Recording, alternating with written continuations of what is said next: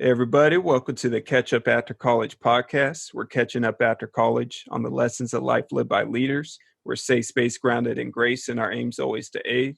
We may be post-graduation, but we're never post-education. I'm Isaiah Brown, your host. Thank you for tuning in today. Season 3, Ordinary People Doing Extraordinary Things. And today we have my brother, my friend from way back then, Andrew Rivera, with us. What's happening, man? Hey, good. How you doing? Glad we can reconnect. Yeah, doing pretty good. Just noticed that kind of rhymed a bit, but hey, just, It sounded pretty good, yeah. yeah, might drop some bars, but yeah, what's happening? Nah, nothing much, man. It's good seeing you again. I know we're OGs back at Guahomie in high school, and so it's nice seeing you again. I know it's been a while, and life's taken us in kind of different directions, but it's been good though. Yeah, good seeing you. Yeah, man, gotta have on some more Guahomie people. I only had. Do you remember Jose Avalos? Probably if I saw him, Yeah, I would remember him. okay, he was a good friend of mine in, well, I guess my grade, but yeah, he was a Uh, pretty cool dude. yeah. But yeah, all right.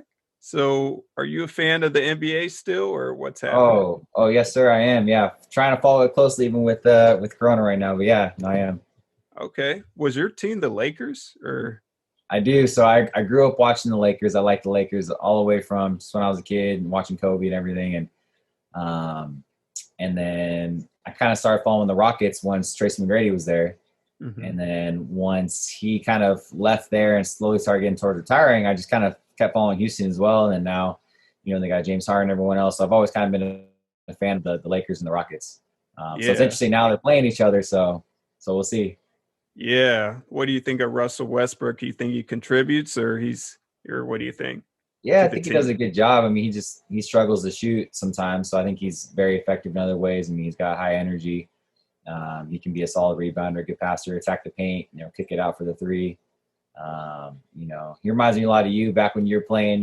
Very effective at all a lot of areas. Right, right. My No, five yeah, just points a game.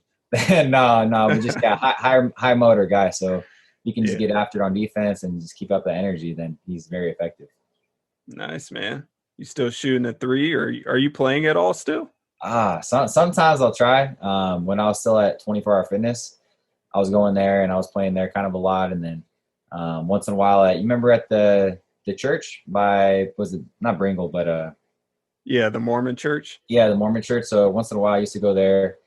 But now since work's kind of picked up a little bit more, and then it's kind of harder to go. And then I was actually with a men's league at my work.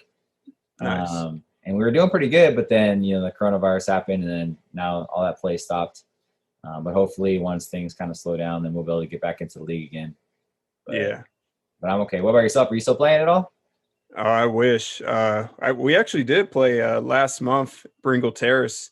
I was just there for like a weekend, so Uh, hey, it's pretty fun. But we're like huffing and puffing, playing full court. Like, man, it's yeah, a lot of cardio. yeah, it's different. Yeah, for sure. All right, cool, man. So let's get to know you a bit better. You mind telling us where you're from and what your life was like before you went to college? Yeah, so I grew up in Oceanside. I lived in Oceanside pretty much all of my life until high school, when I was living in Vista. But still pretty close to each other, within like a 15-minute drive. And then before high school, I was really just, I mean, hanging out with my friends, sometimes video games, but really basketball consumed a lot of my life. And even the friends I made were all based off of basketball and those sports. And so I thought it was good because, I'm doing some healthy activity, and, I'm kind of working out and around positive people, and around a positive sport and activity.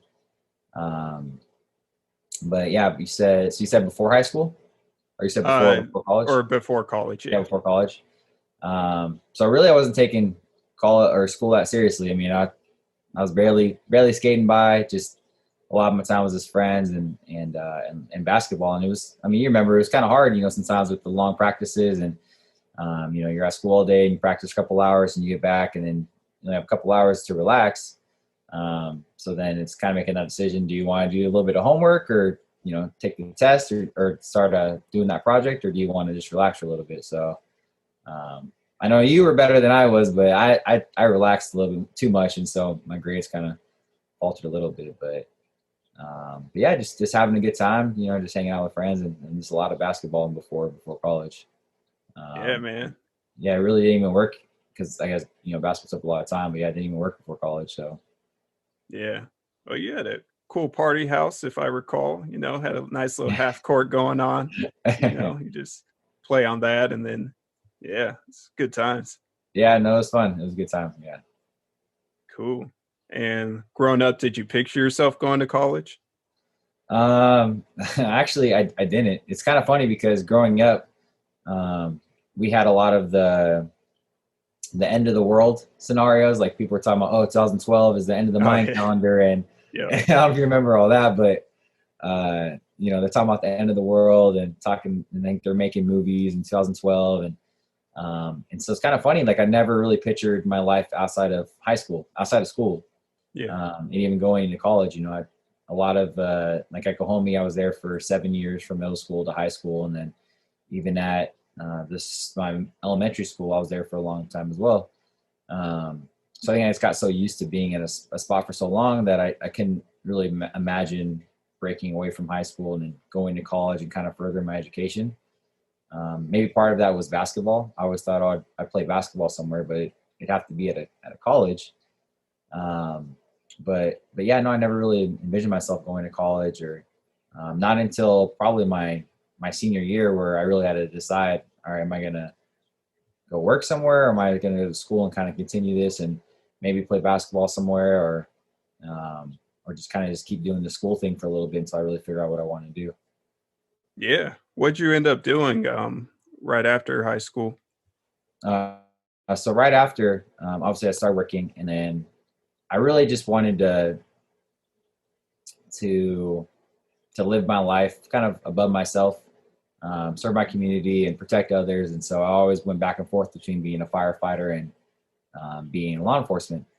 And so at the time, my uncle, he was pretty much already a firefighter. He was going through the process, and he was just about almost hired on. So he was talking to me about being a firefighter, all the benefits.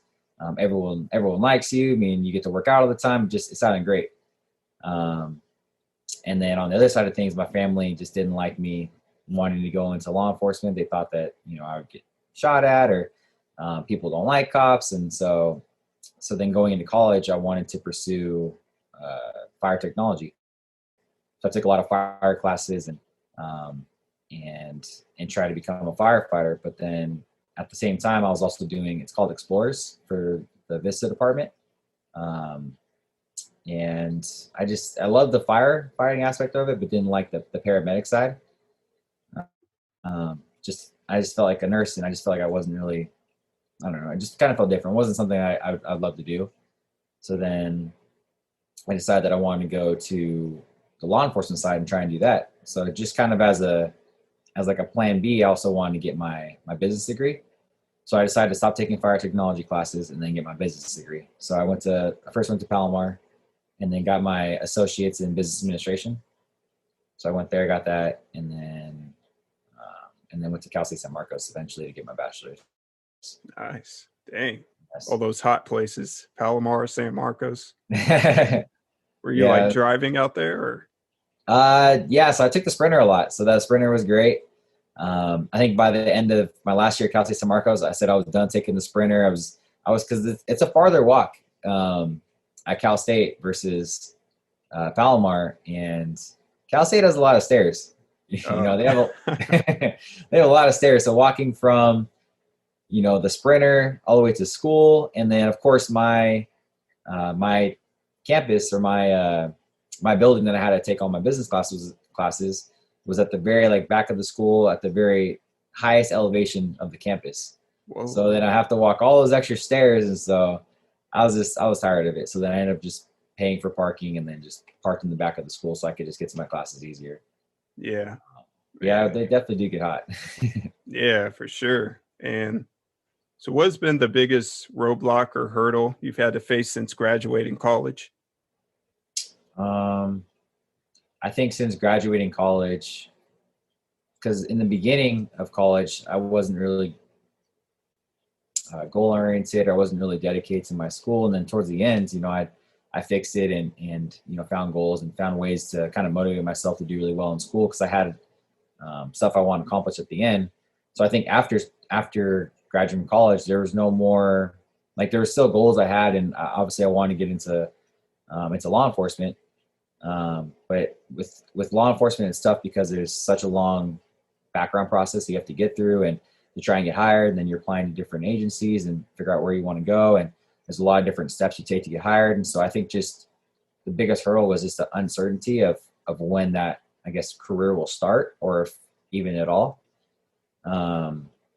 Because there was one department I applied to, and I ended up failing their written exam. And so then there was another part, my second department I applied to, and thank God it worked out.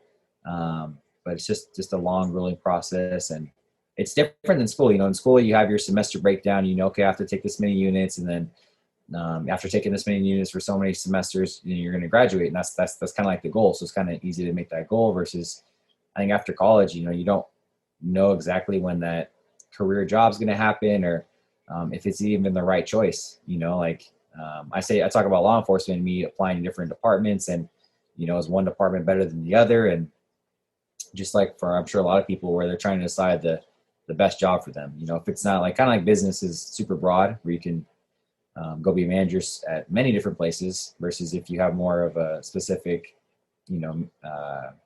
major, then, you kind of already know where you're going to be. But it's just that uncertainty of, okay, you finish school, maybe you have a little bit of debt. Now it's time to get that career job, and you just don't know when it's going to come. Yeah. And what's that process like, going through all that written test and all that, but also the physical test as well? Like, what is that like? Yeah, it's a lot. It's definitely a lot mentally, because when you first apply, every step, it breaks it down to smaller and smaller numbers. When you first apply, they do a little background check on you, just obviously make sure you don't have any warrants, so you're not a criminal. And then there's a written exam. You have to meet with a background investigator. You have to do a psychological test, a medical test. You have to answer a lot of questionnaires. There's a lie detector test, where when I did it for Orange County, it's very strict. You're sitting on a pad, and you have stuff wrapped around your fingers. It tests for sweat. The pad that you're sitting on tests for movement. You have something underneath your feet, so even if you're moving like your toes, they can kind of tell or they can guess if you're lying or not. So there's that. And then for San Diego, they had a stress analysis test. And then aside from that, there's different interviews. You'll interview with, depending on what department you're applying for, usually like a chief interview or lieutenant. And you're still meeting with your background investigator, and then you have to get to your neighbors all involved, and you have to let them know that you're applying, because then they have to fill out a questionnaire along with other references you have. So it's a long process, but definitely worth it in the end after you finally do get through it, God willing. Yeah, that's awesome, man. And the theme of this whole season, we're on season 3 of this podcast, is extraordinary people. So ordinary people doing extraordinary things. Who would you say have been some extraordinary influencers in your life personally? Okay. Well, off the bat, just from growing up, is my dad. You've seen my house and how well he's done for his life, and that's just a small part of why he's extraordinary. But he's just such a hard worker. It's kind of a cool story, because he's actually a first generation born here in the United States. He started as a car pusher at Home Depot, and then now he's a regional merchandising manager for maybe 20 plus stores in Orange County. Wow. So he's done very, very well. But also at the same time, aside from work, he's just such a funny guy, and is able to take stress, very easily, and is slow to anger, and just such a good, leader at work, but also a leader to us, and kind of how we should be as good human beings. And then now with me growing up, just seeing what a good, father he is. So then, God willing, one day, when I have kids, I can just be a good father like he was to me. So I definitely think him. And then, my best friend, Michael Robinson. Hey, shout out. Shout out. What a positive guy he is, and what a good guy he is. And I try and model myself so much like him as well, because, he never has any bad days. He's just always looking at it from the bright side of things. just always so helpful. I mean, trustworthy, just the best friend that you'd want in your corner. And so he helped me a lot in my life with school and with, even with basketball and just stuff I was struggling with. And now, eventually with my career path and how he helped me. And then really, I mean, the person I am today is because of him just being helpful with school and keep me with the right group of friends and doing the right activities. So we're staying away from all the nonsense that high schools offers and college offers. And so I would say definitely those two people on my list. Yeah, that's awesome. And what character traits does a person usually have that makes them extraordinary, in your opinion? Yeah. There's definitely a lot. But I'll go off of Michael just being just trustworthy. I think it's just the best thing to be able to ask, a friend or family member, anyone you think is extraordinary, just to whatever you ask them for, you're able to trust them, whether they get the job done or whether it's in you need a secret or whatever it is, just to be able to fully trust that person, and even with Michael, I trust him with my life. My dad, I trust him with my life. But I think just trust, being dependable, being able to, they're going to be there for you, and that shows a lot.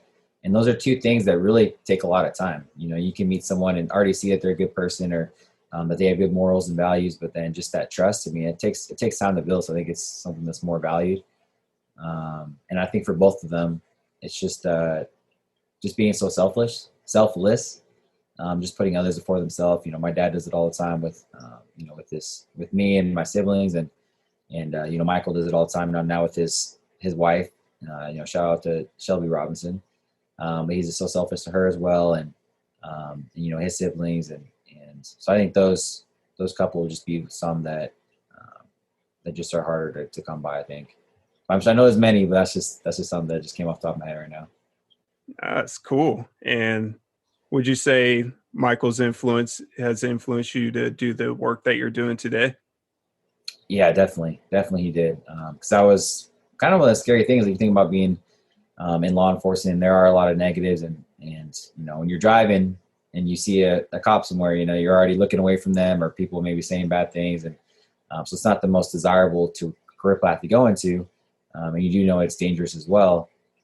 So I think once I decided I wasn't going to do firefighting and I wanted to do law enforcement, and then just business as plan B, I think having Michael, because he's a couple years ahead of me. I think he's been on his department for 3 years or almost 3 years, and then I'm just only a year. So I think just seeing him go through the process, seeing that, hey, it's not so bad. I mean, yeah, it's kind of dangerous, but it's still a lot of fun. You can impact people in a positive way. Yeah, people aren't still going to like you, but you can be that positive influence. And then, now with what's going on today, I think he's the perfect person to be out there in the field and showing people that there are, good cops out there, So yeah, he definitely influenced me for sure. Yeah, true that. And growing up, did you have a good relationship with cops in your life, or how was that relationship? Yeah, I really didn't have anything negative. I just tried to, just be as respectful as I could. And I mean, I got pulled over 2 times. One time, I think because I was doing a California stop, and I was respectful and just Yeah. I was in the wrong. Yeah, I was respectful and just tried to. I know their job's difficult. I know there's a lot of safety issues, and they're looking out for a lot of things. So I try and just make it as easy to them as possible. And so I still got a ticket, which is fine. I deserved it. And then the second time I got pulled over, they thought I guess they said I was speeding. I don't know. I don't think I did, but they talked to me and just make sure. I guess it was raining that night, and they just wanted to make sure I got home safe. So they let me go, and they were just respectful. And so I haven't had I think I've had a positive view. I haven't had anything negative. Yeah. And now that the shoe's on the other foot, does that uh change the way you police other people? I think it does, because now seeing, I mean, still today, when you're a civilian and you're driving around, you see a cop, it's just kind of like, you don't like it, because Yeah. Heart they're starts pumping. heart starts Yeah. pumping, and Yeah. okay, I can get in trouble. And so even when a cop's behind you, you get like that, oh no, what I do is he's gonna turn on his lights, watch my speed, all this stuff. And so even now today, me and all my other law enforcement buddies, we still feel the same way. If a cop gets behind us, we're still like, did I do anything wrong? Like we still have like a unsettling feeling in our stomach. But I think even now today, just looking for all the officer safety, what we're looking for. And so we just greatly just appreciate it when people are just more compliant, and just kind of go along with the program. Because they may be scared and they may be worried, scared of us and worried about us. And yeah, we have weapons and this and that. Well, we're also scared of you too, because we don't know what you're going to do. And if it's just a, pedestrian contact, I don't know what you have in your pockets. If we're, pulling over a car, or I don't know what you have in your car. And so on both sides, we're both scared. There's just more unknown on your side. And so just, not saying, there's definitely not all cops are good, but it just makes it easier when the pedestrian is just more compliant, easier to go with, because then it's going to calm down the cop, and then he's going to be able to just, do whatever he's got to do, he or she. So. Yeah. And you're talking about the people around you. You got some good friends. What are different ways that you or others challenge yourself for consistent improvement for not only what you do, but for who you are? That's a good question. I think now with a lot of the stories that have been coming out on social media, and definitely what's going on right now, I think it's good that we all talk about it. That we all talk about it and kind of just break it down and see what each of us would have done. And because then maybe some of us would feel, biased to what's going on. But I think that when we all talk about it, we can all kind of ground each other and say, well, no, you would have been wrong here, or I would have done this, or just making sure that all our, our morals align, and not even our morals, but also our, just our technique within the field. Yeah, like a lot of my partners will talk about what's going on at work, and just making sure that we're all just on the same page, and that we're doing our best job and treating people fairly with respect. And then I think outside the field or outside of work, I think I'm just very blessed with some good friends, and some coworkers who I hang out outside of work that just have the right morals and values. A lot of the activities we do, it's either good activities like we're working out, or we're playing basketball, or we're watching basketball, or we're just doing just positive things. Nothing that will get us in trouble. I think within our field too, we obviously can't do certain things that a normal civilian can, so it kind of humbles us and forces us to act a certain way, which I think we would anyways. But yeah, I think just having those people around me, and then still, my family that sometimes will challenge me with things. And but yeah, I think just the close family, and then just the good friends here that I've just been blessed with, that we all just challenge each other in positive ways and keep us on the best track we can. Yeah, that's awesome, man. And it's good that you've been planted there for a while too. You say you're living in Vista, it's the neighboring city of Oceanside. So you gotten to build that network pretty well. But what would you say has been the biggest surprise of adulthood so far? Mm, biggest surprise. Um,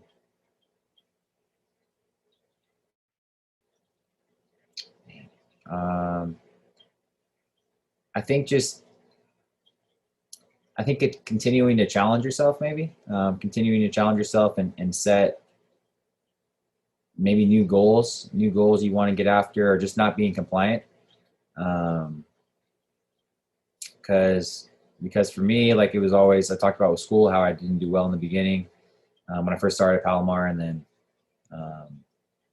then I started setting goals, and then I basically took basketball out of my life, said, okay, I'm got to focus on school now, and I have a career I have to prepare for. And then, so, setting goals that I want to hit on certain grades, or passing classes, and getting to that achievement of, okay, I'm going to get my bachelor's, and then accomplishing that. After school, it's okay, whether maybe some, they don't get their career job right away. So then they're still, planning off after that, or, setting goals after, trying to get that next promotion or whatever it is. I mean, still even today, I'm still trying to get different goals and, looking ahead at promotions and maybe even thinking if I need to go back to school and get my master's, for the position I want. So I think for me, that was a big challenge of just, just to feeling kind of compliant. I think once I first got the job at in law enforcement, I felt content for a little bit. I was okay. I can relax. I'm good. And then I didn't like that feeling because I just felt like I wasn't bettering myself. And then even Michael and his partner, they're trying to get different positions and they keep trying to better themselves, every year because they don't want to stay at the same level. So I think that will carry you over, not even just in your career path, how you want to set goals, but that'll carry you over in if you're big about fitness, if you want to keep challenging yourself and get better in that, healthier as you can, or if you're trying to stack up higher and, get a bigger home, or if you're trying to donate more or whatever you're doing, I think as long as you continue that goal orienting and just trying to keep not being compliant, keep pushing yourself, I think you're just going to keep achieving more and more in life, whatever you desire. Cool, man. And you already explained what you do for work. Is it mostly field work, or are you indoors, or? Yeah, so right now, unfortunately, with the sheriff's department, I don't know why they do things the way they do, but right now I'm working at a jail. So Michael and he's out there on the streets, but right now I'm in the jail. So for some reason, I don't know why the sheriff's department does this, which I actually didn't research it the best I could, but when I first applied there. But yeah, sheriff's department, they're county-wide, so they work for there's many cities within San Diego County that they do patrol in, but they want you to, when you first get hired on, they want you to work in a jail setting for up to 2 years, 1 to 2 years. And then after finishing that jail setting, it's supposed to, mature you and basically give you different exposure to criminals. And, there's inmates with psychological issues and people that are murderers and, unfortunate rapists and all the rainbows of criminals in the jail. So they want you to get that kind of exposure there before you go out to the streets. And so I'm there right now, and then eventually I will go out to the streets. Hopefully, I've already, like I said, been there for a little over a year now. So hopefully less than a year, and then I'll be out patrolling one of the 3 desired streets or cities that I want to patrol. But yeah, so right now I'm inside a facility. Yeah, and 2020, it's been a crazy year. How has it been for you personally with whatever it be, recent events, COVID, whatever? Like, how has it affected you personally? Mm-hmm. Well, I'll go first with COVID because that kind of hit early in March. It was different. It was different to have everything locked down, and at first I was kind of in a bad mood a lot. And especially because I'm already working in a facility where I really don't get to, I'm working long hours. And so when I work those days, it's 12.5-hour shifts. So I really just go to work and then come home, maybe eat, maybe get a workout in and then sleep. So I really don't do anything.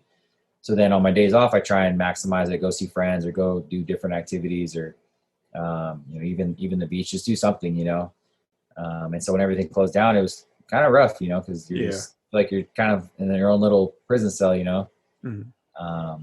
And so then I think just challenging myself and finding something to do, like a new hobby, so I started reading more and then I started just kind of working out because the gym was close to working out more on my own and doing more body weight stuff, and then just finding different things to challenge me in that area. And then once in a while when things started slowing down, just doing more workouts outside with friends. We were running or being able to hang out with them, in a controlled setting. But yeah, really just trying to challenge myself to find something to kind of better myself during this time, because that's one thing I read a couple articles about it, but that's one thing is I wish people talk more about with this virus is, people will talk about, wear your mask, 6 feet apart. But during this whole time when we were kind of locked in our homes and not doing anything, I mean, they should have almost preached health, to be as healthy as you can and I know some people talked about picking up new hobbies, and like some people learn how to do instruments. Like I said, I was just reading different books. So the only time I got read was probably in college. I don't know if you're a bigger reader than me, but not really. No, not really. Yeah, so it was different, but it was good too. But yeah, I think everyone talks about, the prevention of disease, but yeah, really, I mean, we had all this time to really try and be healthier, and not just working out, but eating, better foods, and because I mean, the healthier we are, I think, I'm not a doctor or anything, but it's gonna, I think, help with not even this virus, but a lot of other things. And so, so I don't know, I think just that, picking new hobbies, and then now with the more recent activity with the protests, and with some unjust, police activity, and what's been going on, I think it's kind of humbled me, and a lot of even like my partners is to kind of just wait. Like once something comes out, just kind of wait and see all the information that comes out, and because a video could look terrible, it could look terrible, and then we'll all together watch a video and go, oh wow, that was terrible, that officer is in the wrong, and then we'll see all the different facts that come out. We'll see different videos. We'll see their body-worn camera video footage, and then we'll be able to kind of break it down. So we just don't want to have any presumptions or any pre-biases to any information that's coming out. I do really like the peaceful protest though, because it gets so many people talking. People that I think never even talked about it before at work, or just even just out in the civilian mindset. So I really like the peaceful protests. I think it's so powerful. I mean, I think Kaepernick started it in a very peaceful way, and a lot of the athletes picked up, and so it's very interesting to see what will happen. But it's definitely been a different time right now for sure. Yeah, and thanks for being so open about talking about that, because in the email I sent you out, I didn't put in much about that, but I think it's real important in times like this not to get like too political, just knowing that we're people, and we just should have some good conversations, and that I wanted to have you on because I consider you a friend. Like, I have some people on, I haven't talked to them in like 5 years, then we reconnect, because this is a good excuse to do it, a podcast and all that. But yeah, I love that we can just have these healthy conversations. I think that's what truly helps us as people, and to have better perspectives in life. But sounds like you've had a lot of good conversations about this kind of stuff. Yeah, that's one thing, is it's just bringing up the conversation. The fact that someone's protesting, then it brings up the topic. If they didn't do it, then probably no one would be talking about it, and it wouldn't start such a movement. So it's good, just a topic. Which I'm sorry, I don't mean to get political or anything, but yeah. No, I wasn't saying you're being political. I didn't want to be the guy bringing up crazy stuff. So I think just like what we're having right now is a dialogue, and that's perfect. I think that's what's needed. Right. Okay.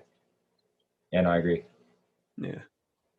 Sorry, I probably did set you up that well. No, it's okay. Oh man. So like, what's your dream job in law enforcement? Is it to just move up the ranks, or? That's the thing with the sheriff's department, why I love and why I join, is aside from the great benefits and pension and everything, it's just there's so many different opportunities you have to work, and some cities, some PD departments are kind of limited, and then especially too, if you do get that specialized position, it's a limited time frame. But I mean, for a sheriff, I mean, you have the canine you can be for as long as you want. You can be a background investigator. For me, I don't really know yet, because I think there's so many different positions that I'd like to work and like to be a part of. And I think I kind of want to taste, I feel like I'm at like a buffet where I want to taste a little bit of every food. Smart. But definitely being in background investigator would be interesting, would be fun, to be able to bring on new, we call them recruits, new workers, new employees, to bring them on into the team would be, I think, a blessing, and just seeing kind of spark in their beginning of their career. I've talked about before, which I kind of go back and forth with it. It's not really a dream job, but more of just something to make a bigger impact, would be an investigator for child abuse cases. everyone talked to you said you have to have a heavy heart, and it definitely be a lot, but protecting kids, I mean, that's something that speaks a lot to me. But yeah, even canine would be a lot of fun. So I don't really have exact dream job, but I'm definitely in a dream department. I feel like so we'll kind of see where God takes me, and so we'll see. But definitely an opportunity out there. Yeah, I hope you find it, that perfect job, whatever it may be. But let's see. So, you mind naming, I guess you kind of already did it, any top three influencers in your life of all time? Of all time, all time. Um, I don't know. Like I was thinking of celebrities, but I don't feel like I know You enough could use about. them, like Yeah, Kobe or someone, or like someone that's really been a good influence on you. yeah, yeah. I mean, I probably, yeah. I don't know. Like I want to say a celebrity, but then I just don't. I only know a piece of what they've done, and Mm. I don't know. I'm sure there's a lot that I've either missed or either positive or negative, but yeah, just in my life, obviously my father, my best friend Michael, and then my uncle who was a firefighter. Yeah. He was someone that pushed me positively as well, and always been a good influence in my life. And he helped. He's a few years older than me, um, so he helped. Kind of was like my older brother growing up, and he's also someone who is obviously in a career path where he can't do a lot of the negative things that people do. So he kept me on a straight path. But man, so I guess top three. So top three for my life, but top three celebrity maybe. I'll just say Kobe just for his dedication toward his work ethic. Rest in peace. But just the fact that he just wanted to be the best. And obviously worked his butt off, and everyone that talks about him always said he was just the hardest worker, first one in the gym, last one out. I love that mentality. Um, and two other ones. I don't know. I'll just leave it at Kobe right now for It's celebrity. good. Top four. It's your Mount Rushmore right Yeah, there. top four. Cool. All right. Any habits you developed in school that you still use today that really push you? Yeah, I feel like definitely um, the being goal oriented, just having different steps where I want to achieve, and it kind of pushes me and motivates me. And there's a point at Cal State where I kind of got competitive, and we play basketball, so I'm a competitive person. I always want to win. Yeah. Um, but I think starting to see, I'm kind of a numbers guy, so starting to see my grade point average was like, oh, I gotta bring it up. And so then getting competitive in that way, just trying to better myself there. Um, but yeah, I think just being goal oriented, and continuing to try and get after different goals, um, and even like in fitness where I've taken it to that point where now it's like we used to take a lot of notes in college, and so I feel like I still do that a lot with different books I read. Now I can't just read a book and then just put it down, or read a book and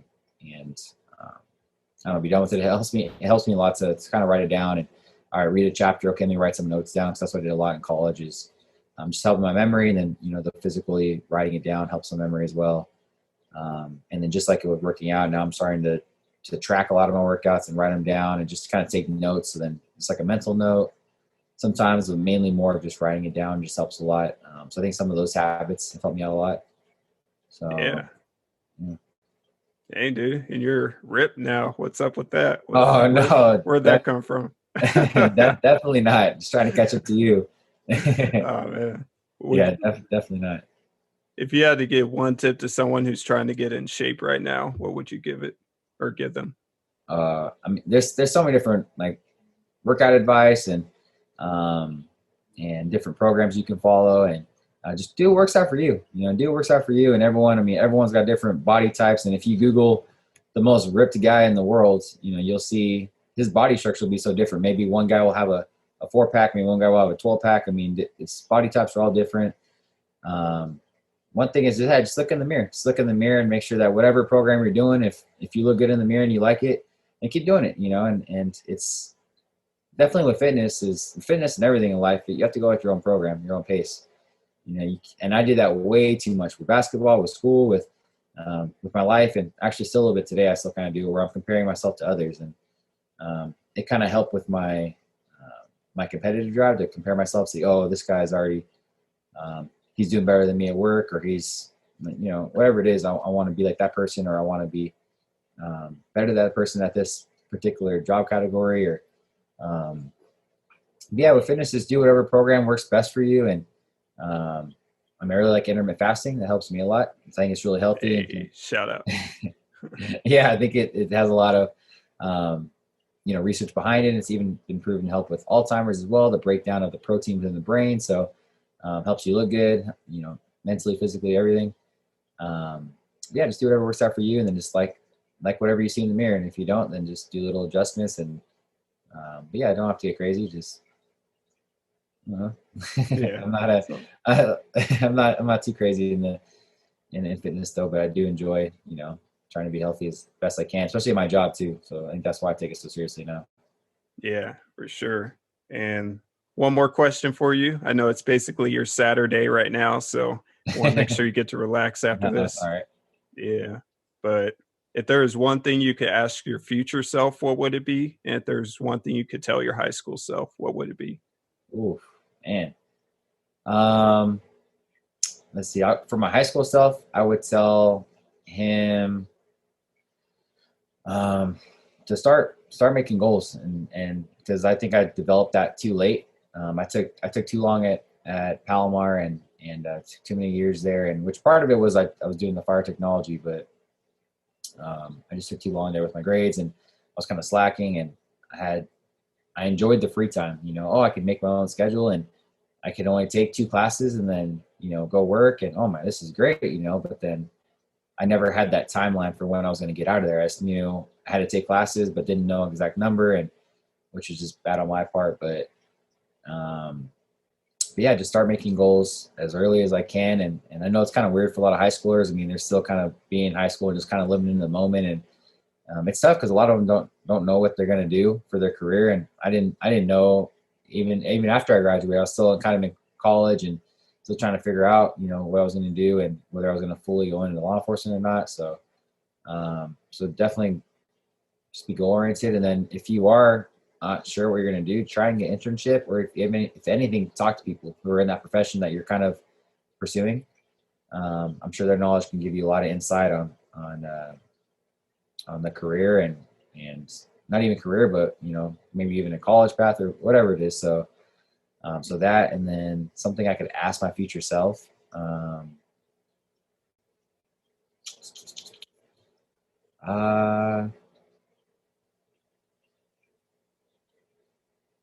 I don't know. So that's a good question.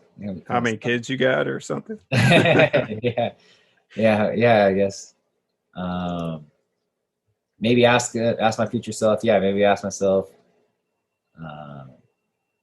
Maybe what my favorite position was at my department, so I can just go straight to that position instead of trying different ones. That's smart. Either that, or ask what are the numbers for the lottery next year.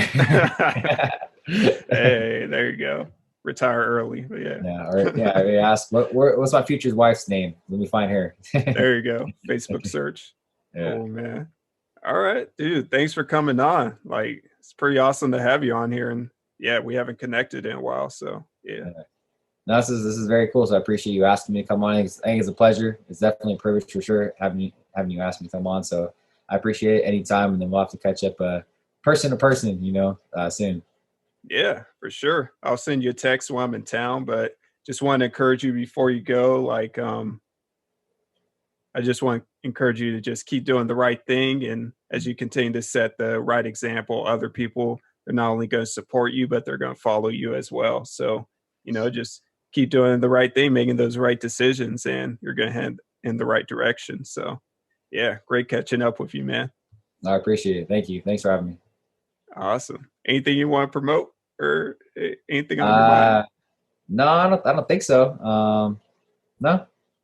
Okay, cool. No worries. It's all good. Humble man right here. So it's all good. But yeah. All right. Well, take care, bro.